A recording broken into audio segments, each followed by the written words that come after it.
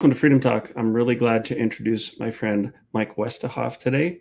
He lives in Washington, D.C., and he does a great deal for Native American populations in America. He's a Trump supporter. He also supports Kari Lake, Blake Masters, and other America First candidates.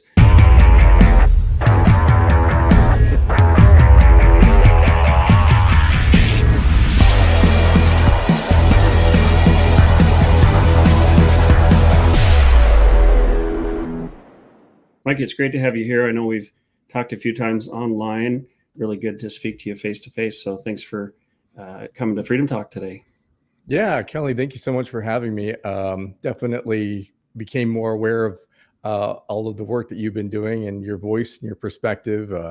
The more vocal we are, I think the more easy we are to find each other. So, we're a lot of people that support, loving America, loving this country, ultimately find each other, and we get to speak to each other and share some of our big ideas. So thanks for having me on.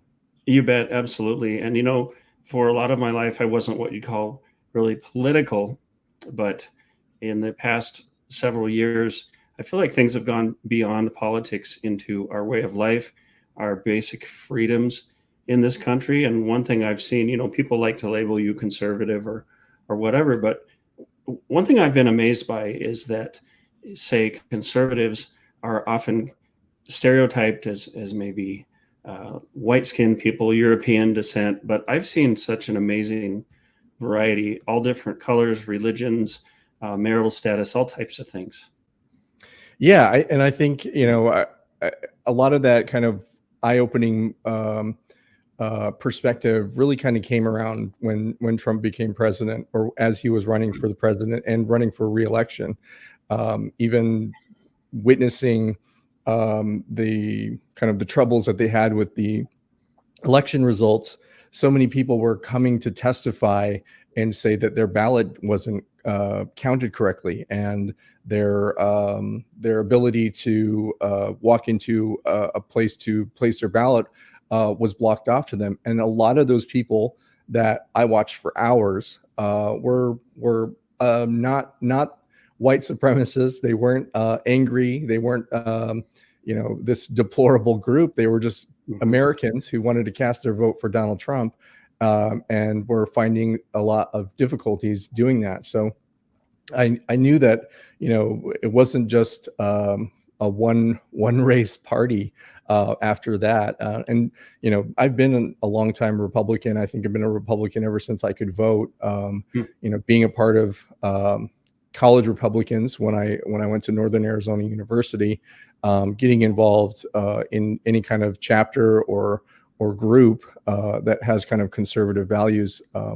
I like to share my perspective, a Native American perspective, a Navajo perspective on how those values and ethics align more with maybe the liberal or globalist or Democrat party values. Yeah, and I think that's one of the beautiful things about America is a lot of people come from different backgrounds. And like Joshua Phillip from Epic TV's Crossroads said the other day when he was on my show, we all came fleeing persecution. Many of us did anyway. We all came seeking something better. So I love that we can identify as Americans. We can see more that we have in common than not. But I think it's something that's very special, and I don't think a lot of people have. More people, miss that. Is that I had a mom and a dad in the household who are both educators, and they both wanted our families. I'm one of three to have a well-rounded education, and that meant not what the public education system would offer, but also what they could offer. That's reading history, reading books, writing book reports for my parents, playing musical instruments. We all had that in our families. A lot of families don't have that now. And what I think is very strange to be a conservative today, growing up in a world where, your heroes were people of color. They were African American. Michael Jordan, Fresh Prince of Bel-Air, Lisa Turtle on Saved by the Bell was the richest girl in school. Oprah Winfrey. I mean, I could go on.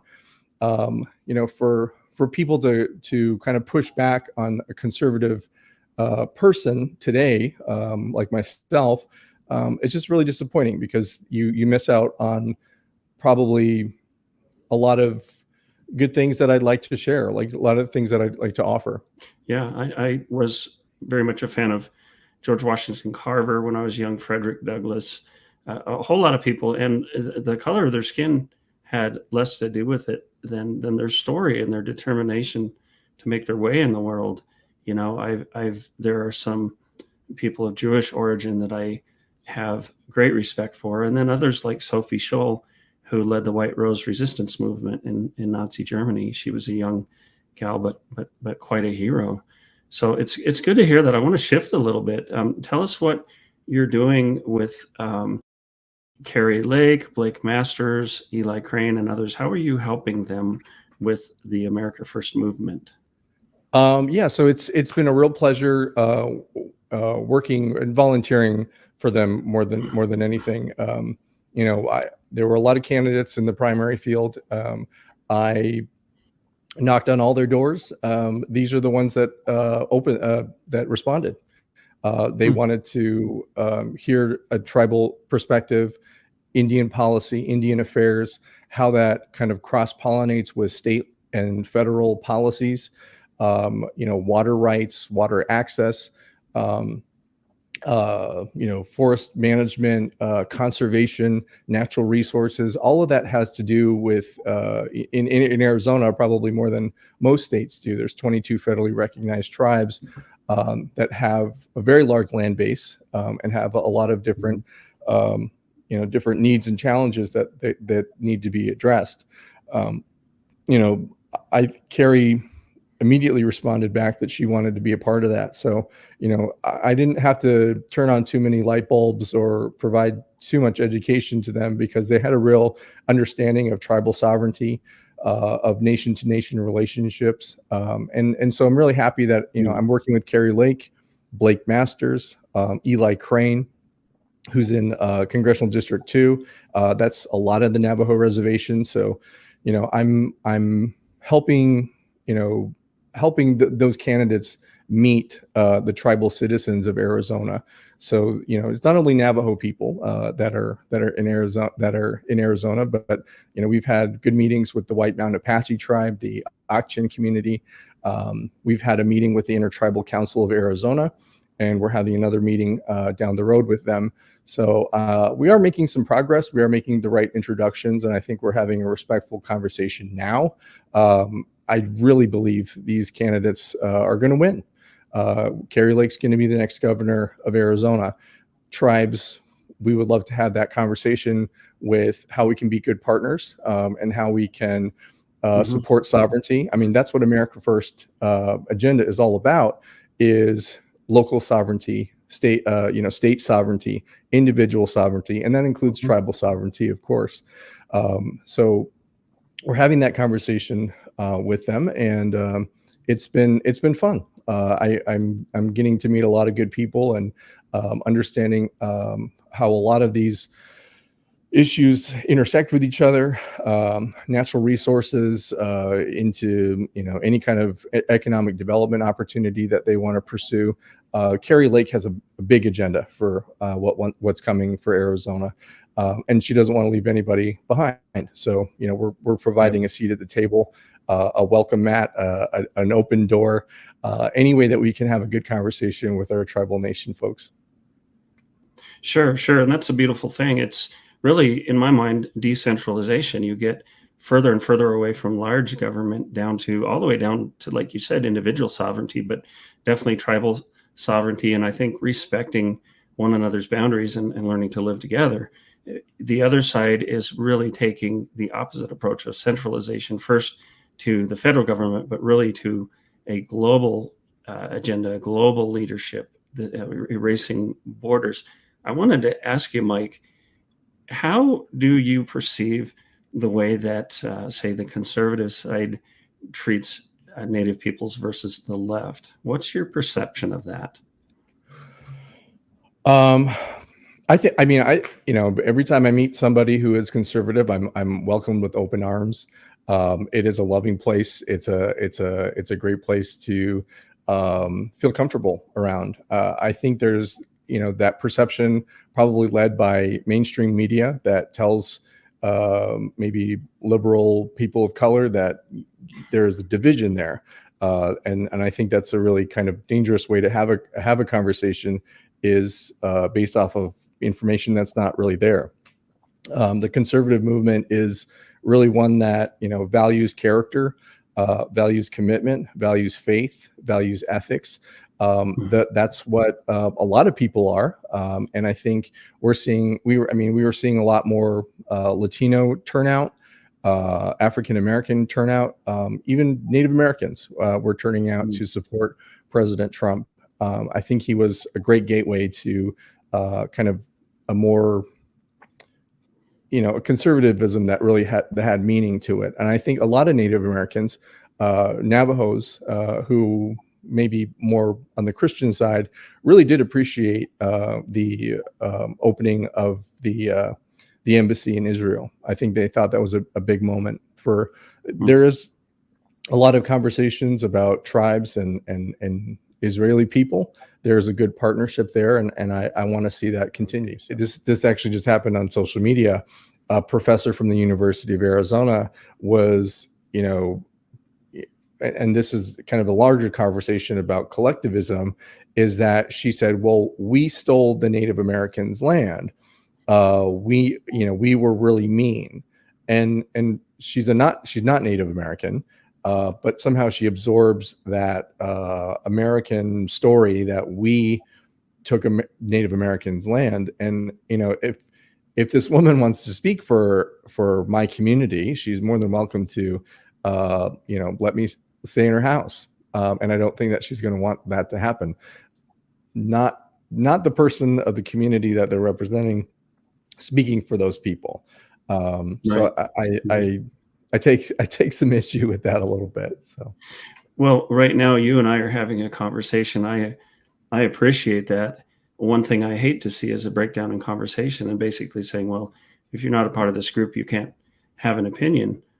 I also recognize that you have credibility and experience that I don't have, because I'm not walking around in your shoes. But it seems to me, being someone who loves talking to people of other cultures, I literally will learn words in multiple languages so I can greet people. Oh, you're from Iran? Do you speak Farsi?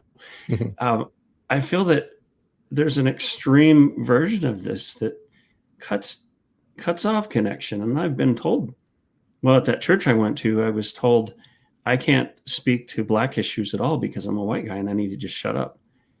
And I found that, we all have ideas, we all have points of views and perspectives. And I might have spoken in a conversation, but it didn't mean I was trying to speak for somebody. So I really appreciate you coming and talking to me, and being able to kind of test what I understand, what I know, and learn from you. And I think sometimes that just that chance to learn and listen to somebody else is cut off, because the whole idea is, hey, you shouldn't be in this conversation at all because you're not this particular group. Yeah, I mean, I would rather have that conversation than than people just completely ignoring each other as well. And that's what I'm doing, in a relationship to Carrie Lake or Blake Masters or Eli Crane. We want the door open. We want the conversation to flow.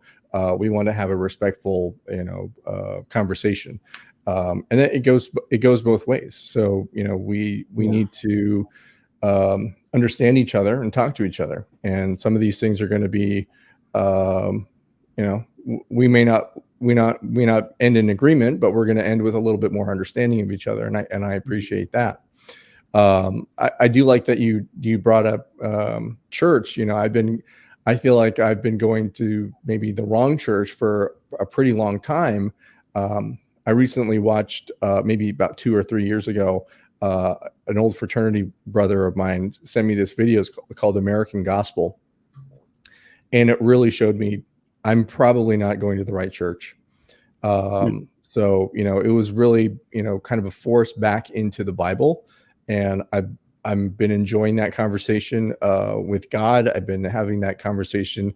The answers are in the Bible, and finding a church in this country that aligns to a Bible first message, a Christ alone message. So I've been having a good journey re-examining my Christianity, working better at it, and coming up with a little bit more of an open heart. And it's not always going to feel good, but that's he Christ died on the cross for me, so I have to I'm willing to learn as much as I can about the person who stood in the line for us. So yeah, and I can relate to that, because a lot of churches have watered things down. They're more interested in conforming to the culture than being a cultural influence. So when this so-called pastor at this church we were going to, he brought a black pastor from Portland who got up and talked about white privilege and Black Lives Matter and all these things. And I hadn't really heard about these things. It was still new to me.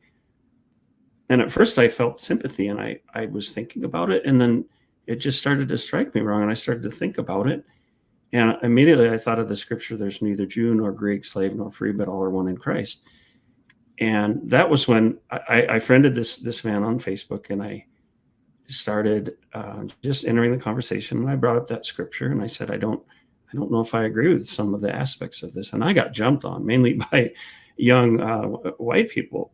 And I said, Martin Luther King Jr.'s dream was to judge a person by the quality of their character, not the color of their skin.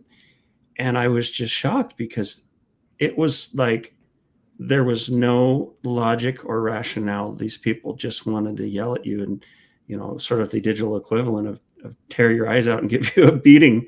So that was my first experience with that. And I just thought, this isn't Christianity. This isn't. And I actually talked to one of the elders of the church, and I told him, about the scripture, neither Jew nor Greek. And it was almost like his eyes rolled back in his head, and he said, well, we have a commitment to social justice or whatever. And I thought, well, okay, but your first commitment is to this book and to what it says. I wonder, Mike, what was it that felt wrong about the church? And you don't have to go into this if it's too personal, but the church you were attending, what was missing? Christ. That's what was missing. Just like how you answered that question, the pastor was saying, well, our mission is social justice. Well, you've already missed the mark there, because the first mission is understanding that Christ died for your sins, and understanding that Christ rose from the dead, and understanding the resurrection. If any church does not tell you that first, then you probably might be in the wrong church to begin with. So, I've been going to a church, and there's a Baptist church I've been going to, but it's everyone brings their Bible. And, if I go to this other church, it's, all right, everybody, open your Bibles. And I love that. And I've been to a church where they're, talking about the holidays, or they're talking about, this particular person who needs to, get enough signatures for this kind of community thing that they're doing. And I think that's good, but it's not Christ's message. And I'm on a mission, I guess, to find the right people, to get the right people in the room, to have that conversation, to have that tough conversation with people about what Christianity really means in this world today. And I think too many of us in this country have fallen away from that. Not only are we kind of going to the wrong kind of form of Christianity, but we're also may not even be acknowledging Christianity at all, which I think is quite a shame. And I think that's leads to this kind of political divide. And I'm really glad that the people that I've gotten to know are prayerful. They're Bible focused. They're Christ minded. And I love that. So, it's finding those people, opening your heart and letting Christ in allows you to get where one needs to get throughout this world before we go to heaven, if we're so lucky. Yeah, I grew up in a church where we kind of wore out the pages of our Bibles. That we'd hear a sermon and it could be 20, 30 scriptures. What I experienced at other churches in more recent times was maybe one or two scriptures and kind of a self-help message. And I've seen just a really simplification of thinking, of depth of study. And one of the things we're wanting to do with Freedom Talk is help restore those Judeo-Christian values.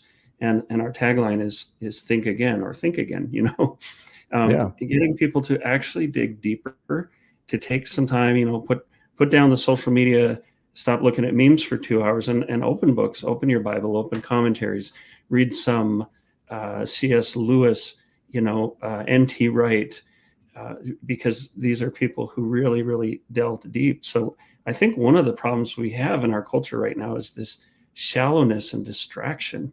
And if you look at letters that people wrote, say in the 1800s, man, they were eloquent and expressive. And now, we communicate in LOL and OMG.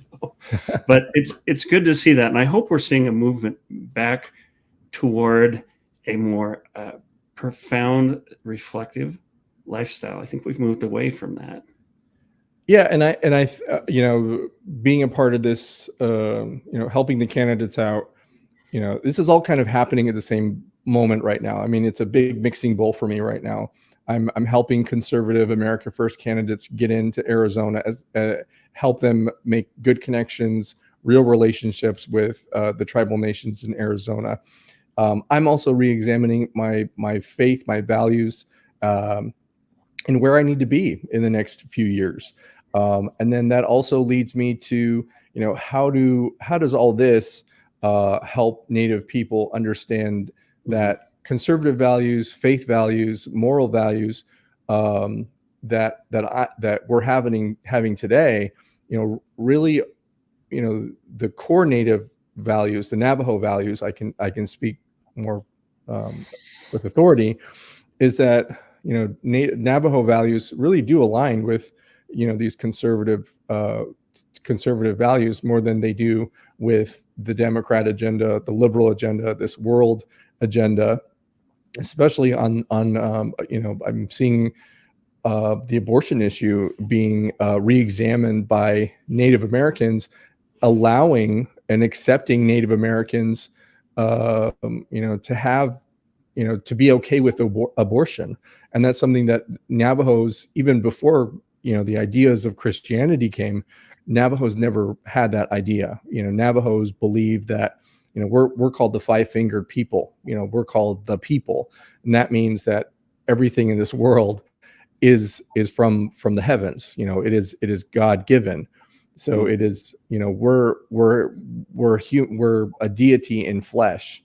So every movement, every idea, every birth, every particle of life has a divine design to it, and so there's some universal values there that I think people are missing, and as we get down the road, watching memes, watching Instagram or TikTok or whatever, they're reinterpreting our cultural history, our creation stories to align with this terrible global view of controlled populations, and of losing who we are as people. Hey guys, I want to take a quick break to tell you about Freedom Talk coffee. This is some amazingly good coffee, and I'm a little biased because Andrea roasts each batch lovingly for you, and you're going to know that our coffee doesn't go to fund woke agendas. You're actually helping support the work that we do with Freedom Talk to restore American values on the foundation of natural rights, to fight for your freedom, to restore our country. So we really appreciate if you subscribe monthly, annually, or even make a one-time purchase. What did you put in this coffee? Coffee Plus. I know you and I were talking about how you can't just talk about Native Americans. It's a broad range of cultures, religious beliefs, nations, I mean, the Comanche would be very different than the Penobscot, and the Sioux would be different from the Arapaho, and so on and so forth. And I think there's a lot of minor tribes, maybe some of them we've even lost track of in history. I really enjoy studying native and medicinal plants, but I lament that we've probably lost a lot of knowledge, but I find that the picture is complicated as far as the Europeans coming here, because there were some, like in any society in any time, there were some good people, some bad people. There were people that came here and got along famously really well with the inhabitants that were already here. They formed alliances. They helped fight against other tribes that maybe were antagonistic. And then you look at even south of the border, the Aztecs, with all the human sacrifice they did. It was appalling. So it's really a mixed picture. And I find that people have this, I hate to use this term, but this old noble savage idea that everyone was living here peacefully, loving one another. There was never strife. I don't see that as a reality. There was warfare, there was slavery, kidnapping. It's almost reinforced by this today's Native American, that we have this monolithic culture that before, everything was great before the Europeans came, but they were just as complicated. They were just as probably divisive as others. I mean, that's why there's 576 different tribes. We have different languages, different cultures. If we all got along, we'd all be speaking the same language. So we were very different, and our languages provided borders. Our language, our culture, and who we were as people defined our border, defined who we were in the lands that we needed to be in. So if you walked out of the Navajo culture, out of the Navajo language border, you'd be in a different tribe, and those tribes wouldn't want you around. So we still have that. We still have an idea of a border, and I do hope that more Native people understand how important that is for the sovereignty of our country, means the sovereignty of our tribes. Yeah, and I think there's a lost opportunity that the left, I'd say, prevents or makes a really difficult thing to discuss, because, like in my background, it's a lot of Celtic, Scottish, Scots-Irish, that kind of thing, and we have a history of having been persecuted a lot, first by the Romans, because the Celts had this tribal, very nature-oriented culture, and Julius Caesar came in and wiped out millions of people. I mean, he was, talk about genocide. He did it. And then to the English and others. And so, we had the Irish potato famine. We had some slavery of I would say slavery of Irish people, and so on. And so some of the people who came here were really seeking a refuge, seeking freedom, and were persecuted. And obviously this country has some things regarding the Native Americans that we look back on and say, that's a shameful thing. Not that people now in this time are responsible for that, because we weren't there, but still we have to look back and say, yeah, that's a checkered past. There were some tragedies that happened. But what I'm getting to is a lot of people from different backgrounds have come out of persecution, have experienced similar things. And I think we have an opportunity to sit down and say, hey, we have these things in common. How do we come together now and understand that this is the human condition, that people will be persecuted, and how can we come together now? And I feel like we dwell so much on the past, we keep it alive, and it blocks our opportunities to build the present and the future together. It's like we're stuck in the past. Does that resonate with you, or do I seem off base? Absolutely. No, this is something that some tribal nations are going through right now, and this is exactly something that the Secretary of Interior is doing currently, is literally digging up the past, literally talking about the boarding school issue again, where in the 70s and 80s and 90s we had reconciliation. We had those prayers left on the ground for that already.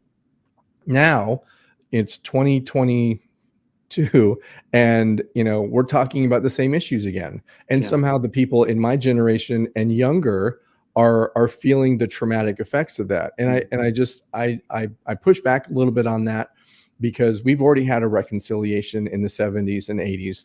There was a report about it. there were issues that were fixed, and I'm not sure what the purpose of any of that kind of digging up old trauma is doing. And again, Yeah. that goes right back to a Navajo value, is that we have mourning. When people pass away, we mourn them for 3 days, and then after that, we let them go, because if we continue to mourn them, we pull them continue back down to us, and that's not where they're supposed to be. They're supposed to be up there. Yeah. So I have 5 kids. 2 are older and out of the house now, and then I have 3 younger ones. But one thing I've always done with them, say if they would fall down on their bike and skin their knee, I would go up and comfort them and make sure they're okay. But then after a while, if they're carrying on, I say, okay, get back up on the bike. But I need you to carry me home. I said, no, get back up on the bike and keep riding. And I think this is an important part of the human experience, that we all go through tough things. We all go through trauma. And sometimes, I don't care what color or race you are, people go through some gnarly things. My mother committed suicide in front of me when I was 10. But you can't relive that forever. At some point, you have to get up and get back on the bike. And I feel like that's what the left, and I want to ask you, and I think I got a partial answer on this, but how do you feel that the left keeps bringing those things up? Does it hurt? Yeah, well, I don't think it has so much an effect on me, because I think I've probably felt, I think I've already come to terms with that healing. I've already come to terms with the past traumas of, not only myself, but like of past generations of Navajo people. And I'll get into I'll circle around this, but my grandfather was a Navajo code talker. I celebrate that. I love that. You said, I think that's so cool. Yeah, and That's amazing. he came back, and he didn't do too well.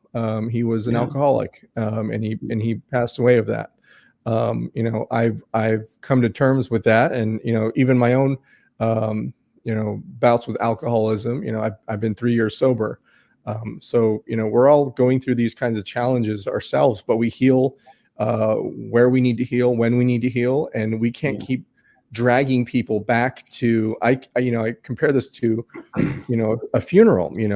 We can't keep bringing people to the funeral. We have to have birthday parties and weddings and things of celebration, but we're so focused on the funeral that we're not looking ahead. And I think that's such a shame. And I think this is a real problem right now with the federal government leading this, where we're institutionalizing literally mental problems, trauma, and self-healing. We're saying, let's put that in a federal government system where it never worked. Putting any kind of solution toward the federal government will not work. And it de-incentivizes. It de-incentivizes people to get involved, because Papa Government will take care of it. I want to congratulate you on 3 years of sobriety. My father was a pastor for 50 years, and he also worked at an alcoholic treatment center, sort of like an AA program, but where people could come in and learn about how to live life without alcohol. So I kind of grew up around that, and I think that's a great achievement. But yeah, and I think probably the way that I mentally manage that is that it's something that I did and I don't do anymore. I was in high school. I'm not in high school anymore. I was in college. I'm not in college anymore. I drank. Now I don't drink. It's like, that's for me. That's how I think about that. And a lot of people who successful people are don't drink alcohol. And it's just something they don't do. And that turned me on to, it's okay to be sober. It's okay not to drink. It's okay not to go to happy hour. It's okay to, have dinner without a drink. So right. That's great. I definitely want to continue and talk more. I'd like to do at least another guest appearance. I have to run in a minute, but before I do, I wanted to talk about the code talkers and what you know about that, because I think that's a fascinating history. I'm sorry to hear about your grandfather. Yeah, life can be very, very tough, but to me, the people who did that are just amazing. Yeah, I think how the Navajo code talkers were most effective was at Iwo Jima. The Japanese were, Navajos were not the first code talkers. They had already used, I think, Lakota code talkers.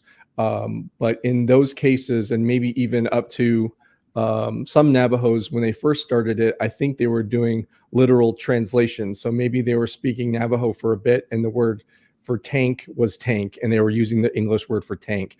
So the Japanese did know that Americans were using Native Americans to code their communications.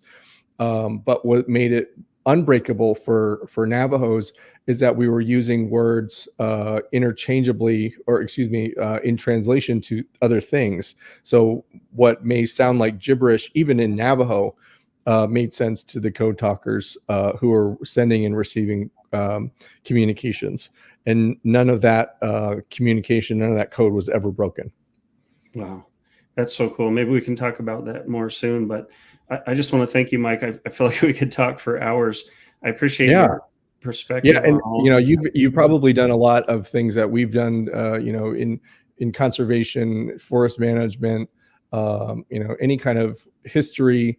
I think your history. I think I know a little bit of mine, but we're always learning together. So I cherish this time with you, Kelly. So thank you so much for having me. Likewise, thank you. Yeah, I did work a lot with forestry and conservation, and I know a lot of people who went through some of the programs I did in school ended up working for the tribes. And I was on the Watershed Council, the Soil and Water Conservation District, so I did also interface with the tribes because we shared the same watershed. But another topic for another time. Mike, thank you so much. Have a great weekend, and we'll talk again soon. All right. Thanks, Kelly. Thank you. All right. Bye-bye.